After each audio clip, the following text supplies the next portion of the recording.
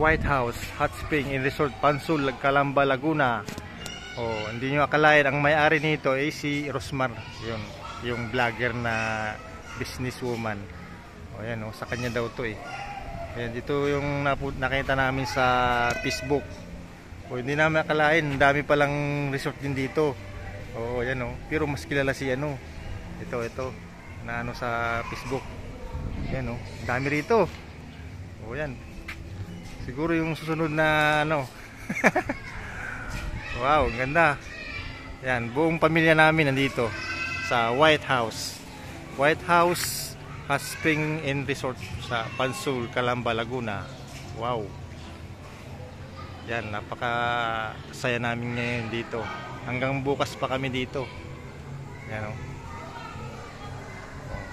Pakita ko sa inyo sa loob mamaya.